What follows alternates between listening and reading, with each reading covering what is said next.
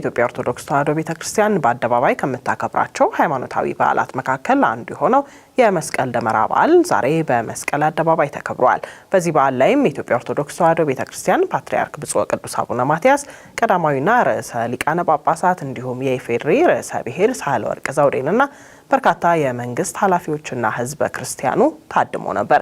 የኢቢኤስ ቴሌቪዥንም ይህንን መርሃ ግብር ከዛው ከመስቀል አደባባይ በቀጥታ ስርጭት ወደ እናንተ ሲያደርስ የቆየ ሲሆን በዝግጅቱ ላይ ያነጋገርናቸው የሃይማኖቱ አባቶች መስቀል የሰላምና የፍቅር ተምሳሌት በመሆኑ ሁሉም ኢትዮጵያውያን ለሀገር ሰላምና ለፍቅር አንድ እንዲሆን ጠይቀዋል። እኛም በተከታዩ ጥንቅራችን በመስቀል አደባባይ የነበረው የደመራ በዓል አከባበር ምን እንደሚመስል በስፍራው የነበሩ ባልደረቦቻችን ያደረሱንን ጥንቅር ነው ወደ እናንተ የምናቀርብላችሁ።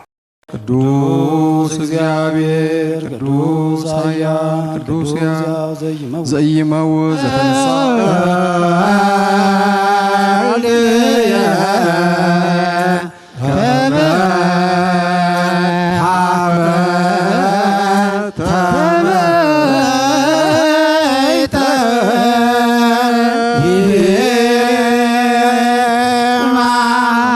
እንግዲህ መስቀል የፍቅር በዓል ነው፣ የሰላም በዓል ነው፣ የአንድነት በዓል ነው። መስቀልን ስናከብር መስቀልን ስናስብ ፍቅርን እናስባለን፣ አንድነትን እናስባለን። ዛሬ መስቀሉ ለዘመናት ተቀብሮ ከ300 ዓመት በላይ ተቀብሮ የወጣበት ዕለት ነው። ምቀኞች፣ ክፉዎች አይሁድ መስቀሉ ታምር እንዳይሰራ እንዳይታይ ምእመናን እንዳይፈወሱበት እንዳይድኑበት ኃይል እንዳይገለጥበት እግዚአብሔር እንዳይመሰገንበት የሰላም አርማ የሆነውን የነጻነት አርማ የሆነውን የድል አርማ የሆነውን የፍቅር አርማ የሆነውን መስቀል ደብቀው ነበረ፣ ሸሽገው ነበረ፣ ሰውረው ነበረ። ዛሬ ከተሰወረበት የወጣበት ዕለት ነው።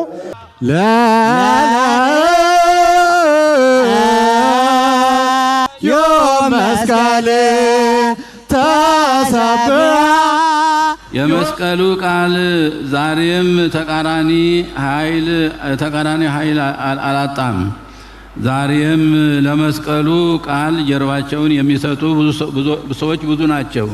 ከዚህም የተነሳ ስጋቱ፣ ጭንቀቱ፣ ግጭቱ፣ አለመተማመኑ በዓለማችን ከምን ጊዜውም በላይ ተንሰራፍተዋል። ሀገራችንም ከዚህ የተለየች ልትሆን አልቻለችም።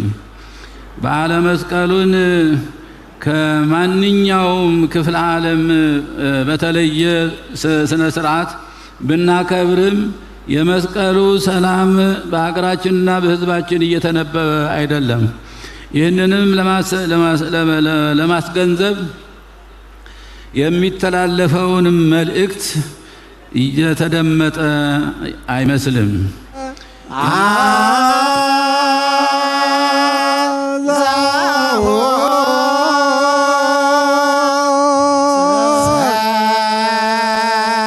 የደብረ ብስራት ቅዱስ ገብርኤል ቤተክርስቲያን ሰበካ ጉባኤ ካህናት፣ ሊቃውንትና የአጥቢያው ምእመናን በአጠቃላይ አልባሳቱን ንዋየ ቅዱሳቱን በማዘጋጀት ከዓመት በፊት ነው የተጀመረው። ነገር ግን ጥናቱን የተጀመረው ለ2 ወራት ያህል ነው።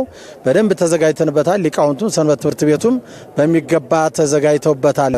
ዛሬው የበዓል አከባበራችን ላይ በዚህ መስቀል አደባባይ ላይ የሚሳተፉ ከ20 ገዳማትና አድባራት የተውጣጡ 400 ሊቃውንት በአንድ ላይ ዝማሬ እያቀረቡ ነው። 2500 ሰንበት ተማሪዎች በ5 ማዕከላት ዝግጅት ሲያደርጉ ቆይተው በኋላ ላይ ትርኢታቸውን ይቀጥላሉ። በተጨማሪም ደግሞ ልብሰ ተክህኖ የለበሱ 2510 ሊቃውንት ከእያንዳንዱ ደብር 10 ተውጣጥተው ከ251 ገዳማትና አድባራት ማለት ነው በአደባባዩ ላይ ይገኛሉ። እንደዚሁም ደግሞ 600 ወጣቶች ከጸጥታ አካላት ጋር በመሆን ጸጥታውን የሚያስተባብሩና ስነ ስርዓት የሚያስከብሩ ወጣቶች እንደዚሁ ከየሰንበት ትምህርትና ከአካባቢ ወጣቶች አሰማርተናል። ይህን አስደማሚ በዓል የዓለም ሕዝቦች ቀልብን የሚስብ በመሆኑ ብዙዎች ባህር ተሻግረው ድንበር አቋርጠው ወደ ሀገራችን በመምጣት የአውደ ዓመቱ ታዳሚ ሆነዋል። ይህም በቱሪዝም ዘርፍ አገራችን የምታገኘውን ገቢ ከፍ እንዲል ከማገዙ ባለፈ ለአገር በጎ ገጽታ ግንባታ የማይተካ ሚና እንዲጫወት አስችሎናል። ተሰብሐ አብርሃ ተሰብሐ አብርሃ መስቀል ታሰብያ ዮም መስቀል መስቀሉ ባስተማረን ሰላማዊ መንገድ እልባት እንዲያገኝና ሕዝባችን ያለምንም ስጋት ወጥቶ እንዲገባ ሰርቶ እንዲያተርፍ ተምሮ እንዲያውቅ ሃይማኖቱን በነጻነት እንዲከተል መንግስትና ኢትዮጵያውያን ሁሉ ለዘላቂ ሰላምና አንድነት አበክረው እንዲሰሩ በእግዚአብሔር ስም ጥሪያችንን እናስተላልፋለን። ይሄ በደስታ የምንናፍቀው የምልክታችን የድላችን ቀን ስለሆነ በልዩ ደስታና በሙሉ ሐሴት ነው የምናከብረው።